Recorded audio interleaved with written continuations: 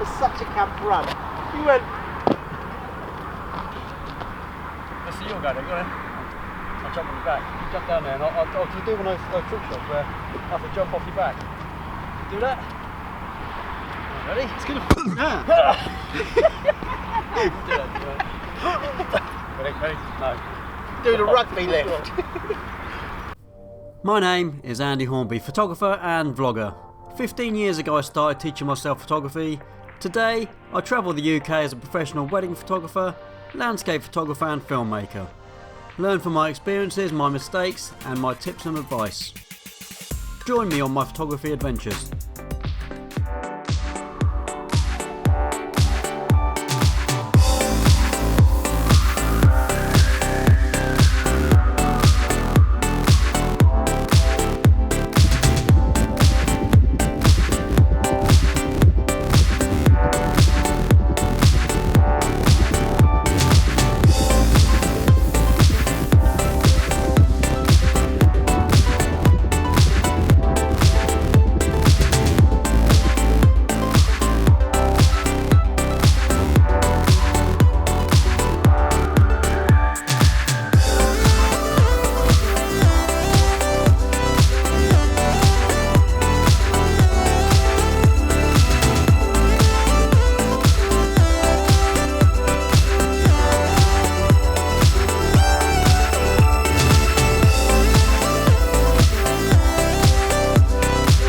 Okay guys, welcome to my next video to show you the A7iii. Today is going to be a real world test of this thing. It's going to be a review, it's not going to be a technical review because I want to keep this real world. I don't want to go into loads of specs. I want to go over a few bits and pieces of the reasons why I chose this camera, and I've got a little list so I'm going to go from this. So first of all, the focus system on this has been taken from the Sony A9, which is a £4,500 camera in a £2,000 camera in this little thing, and how they've done that I don't know. How they can afford to do it I don't know, but it's awesome and I can't wait to test this out. Today's shoot is going to be mainly about the focusing system, and I have done a few bits already, so I'll go on to that in a second.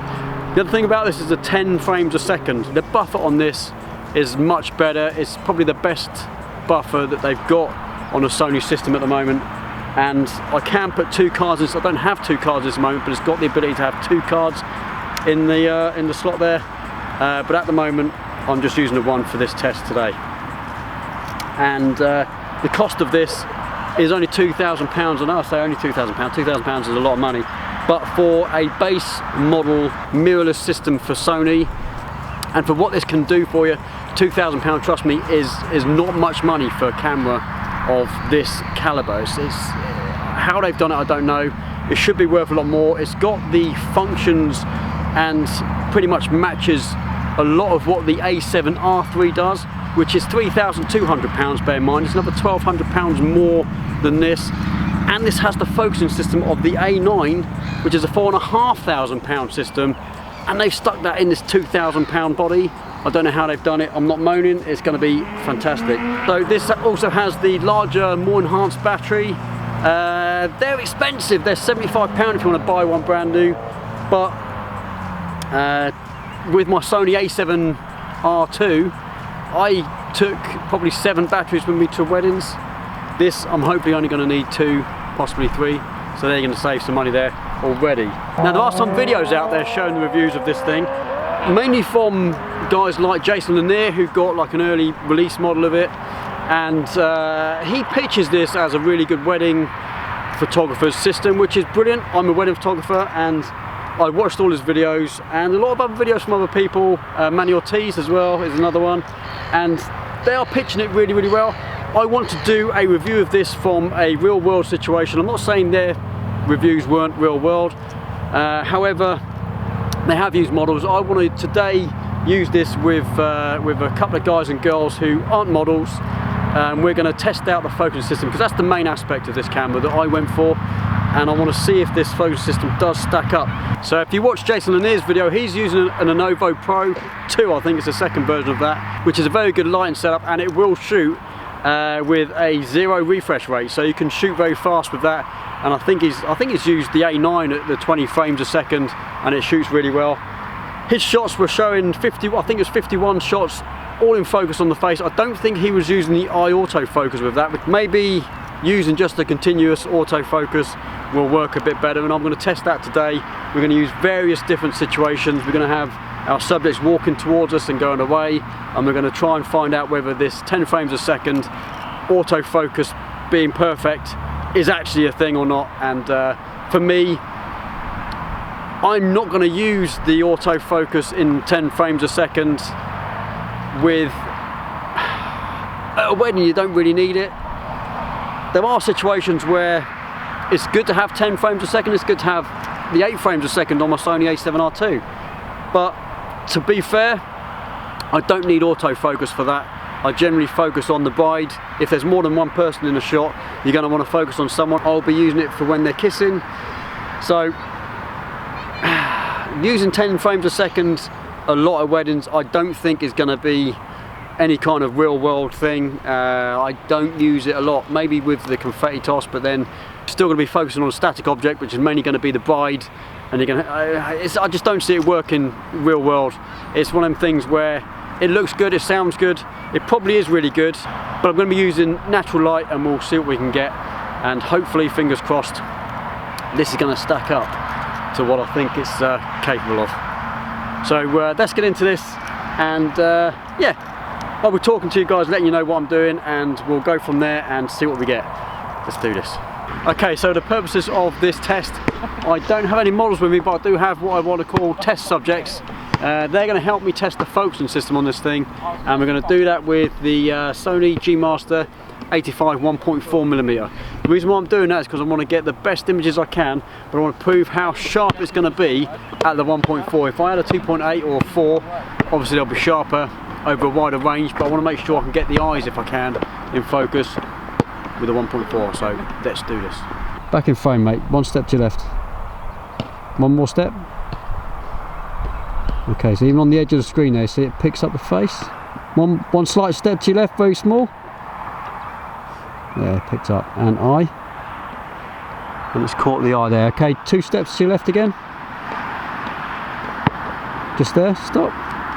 Okay, so both face detection and eye detection are working. Joe, do us a favour, take one big step to your right, centre frame of the camera, and now start walking backwards, just keep going. You can see that's picking up the face.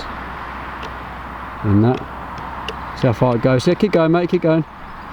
This with an 85mm lens. It's going to hit that fence in a minute. Okay, that's fine, stop there, mate. And now eye autofocus at that distance.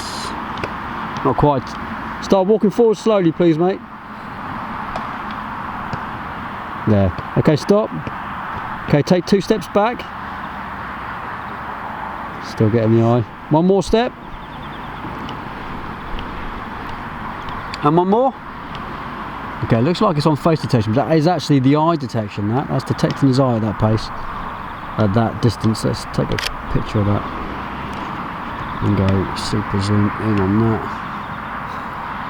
Look at that, that is at 100%, and that is at a distance of, I would say, 25 foot, maybe slightly further. Okay, that's good. Okay, now what I'm going to do is turn on the 10 frames a second, and I'm going to get Joe to just walk slowly forward for me, mate. And that's with eye detection there, it's picking up the eye every single stop. And that's with eye detection there, it's picking up the eye every single stop. Okay.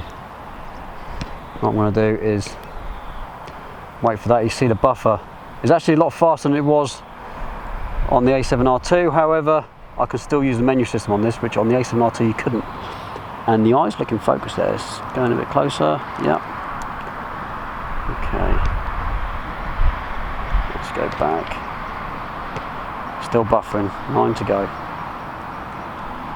Okay, so using the play mode when it's buffering isn't that responsive. Okay, so now we're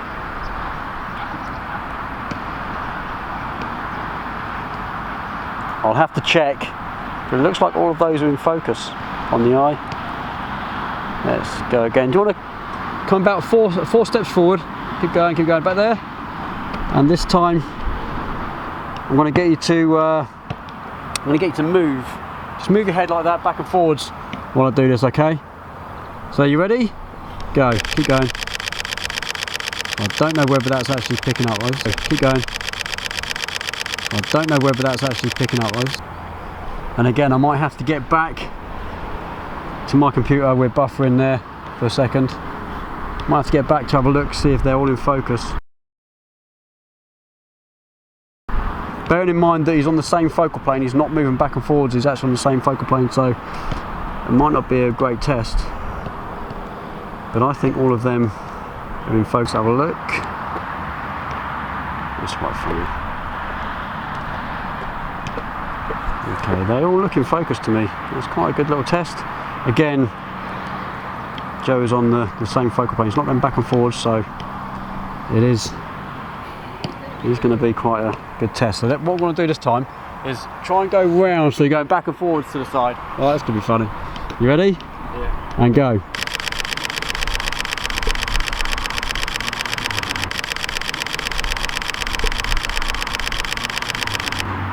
Okay. Again, buffering. Took about 30 frames there. Didn't do a whole lot more than 30 frames, but we'll have a look when that buffers and we'll check.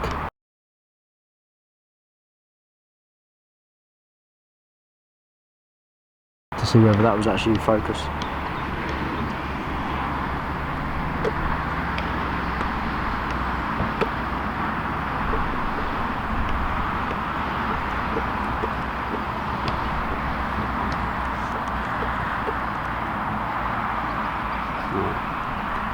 Let's have a look.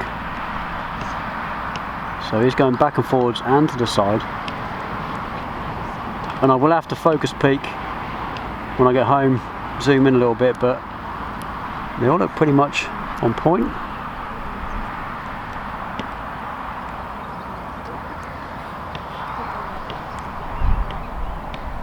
Yeah, look at the face, eyes in focus, perfect. That's quite good. Okay, so we've got subject number 2, has glasses. Let's swap out, boys. So this will be a bit of a test with glasses. Okay, a little bit to your left. Perfect. See if we can get face detection. Face detection easy. Eye detection, yep, detects the eyes there even with glasses on. I'm not sure how this will test with shades. Anyone got any shades? Have you got any shades then? No, okay. Okay, so start walking backwards. We're on eye detection. It's picking up the eye still. Keep going back, keep going back. Now the sun there's come out on his face. Keep going, you're good. And still picking up that left eye. And the right, left. Keep going. And stop, just there. So that's slightly a bit further than with Joe. So now back to face detection. It's not picking up. Come forward a bit. There, picked up the face. Now walk back ever so slightly, slow, nice and slow. So what I'm doing down there is holding the shutter halfway down, and that's about the same. So the face detection and eye detection is about the same. Okay, so start walking forwards. This is face detection only.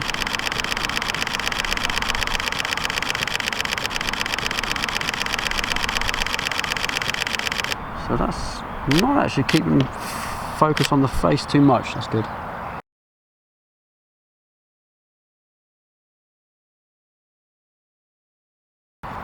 And we'll just let that buffer.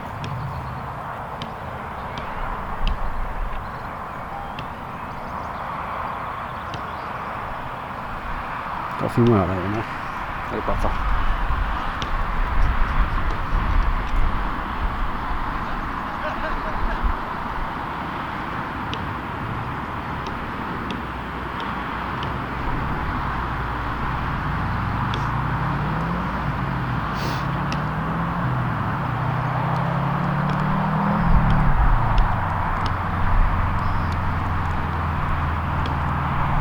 Hand in pocket, funny.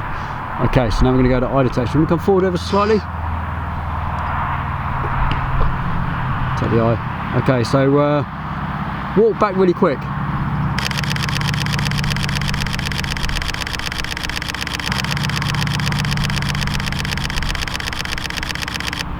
I think it may just have caught. May just have missed 1 or 2 frames there.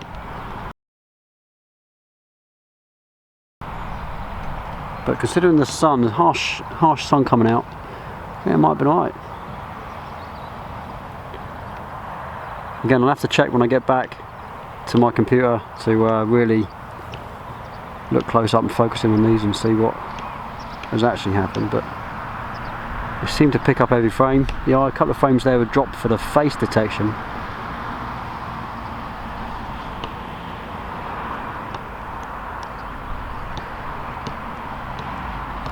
Let's have a look. We want to do that. We want to do that and that.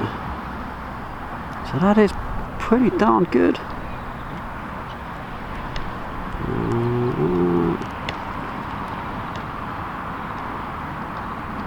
Yeah, those eyes are well in focus. That is awesome.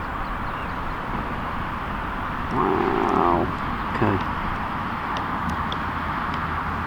Okay, yeah, okay. Both go down there now? Leave your boy, mate. You don't have to hold hands or anything, you're fine. Try and go into the middle of the frame. Try and look like you're in the middle of the camera. Both of you. Both. That's it. Okay, so what I want to do is have, you'll move back, but you'll come forward, but one person will be slightly in front of the other. So if we have Joe in front, actually no, that's fine. Oh, that no. was right, yeah, wasn't it? No, we'll do it the other way around because the sun's going to be in your face otherwise. So yeah, you step forward. But go back and start from the back. Go straight back, straight back, straight back. We'll see if it picks up. See if it favours the glasses or not. Okay. It's actually not picking up the closer face. That's quite funny. Okay. Jack, do you want to walk forward about 2 paces? Stay there a minute, Joe. I do. It's actually still picking up Joe rather than... Then walk forward another couple of paces. So that's still Still got the sun in my eyes. still picking up Joe for some reason, rather than the closer face. Now that's interesting. Okay, forward a bit more, Jack. You stay there, Joe. Stay there, mate. Stay there. Okay. I'm thinking because it's picked up Joe initially, even with Jack in frame, now it's moved over, it still had Joe as the primary target. Okay, Jack, move back further towards Joe. No, you stay there, Joe, mate. Stay there. Okay.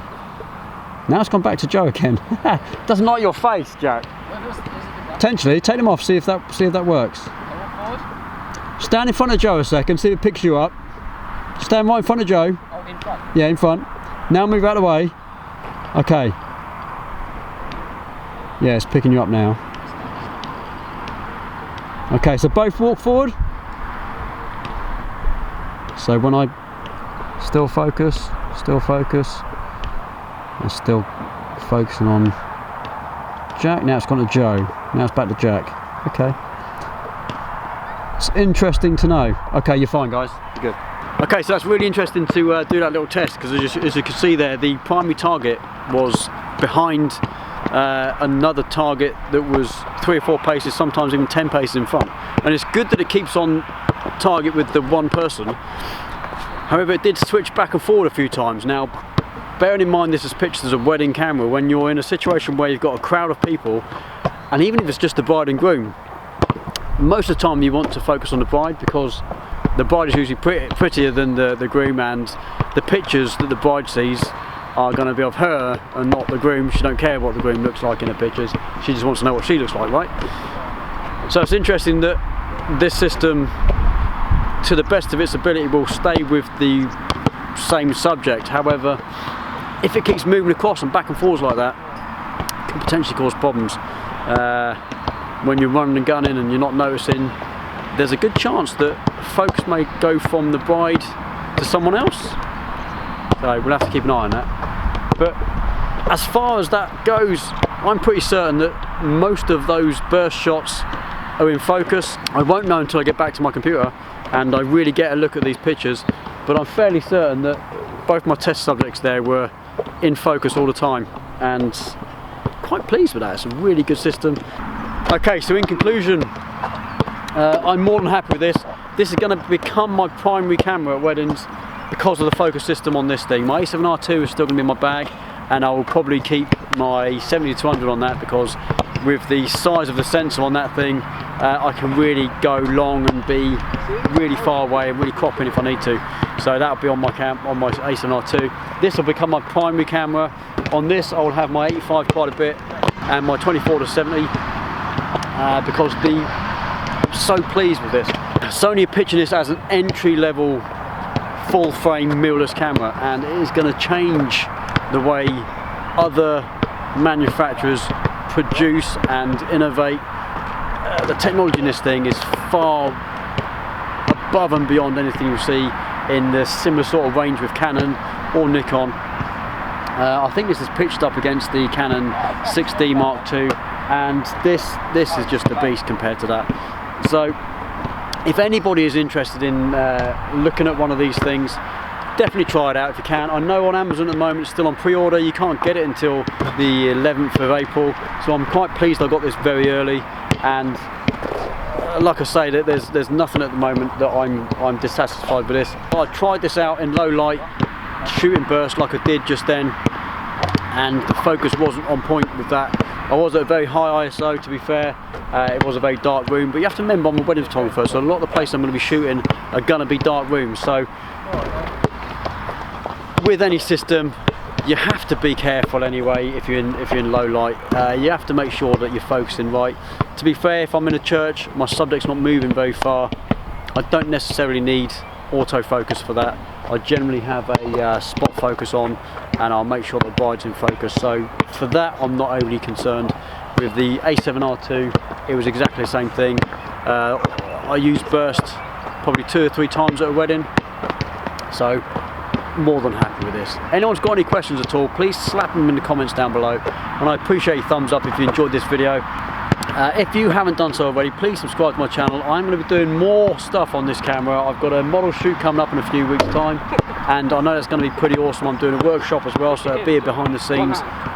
This thing is going to be used all the time, and I'm going to start doing more model stuff, because I did get out of that for a few years now, but I'm back on it, and it's going to be pretty awesome, and this thing is going to be a beast. So subscribe to the channel, hit that notification bell, and you'll get updates when I bring out more videos of this camera. In the meantime, we'll watch some more of this. Peace out.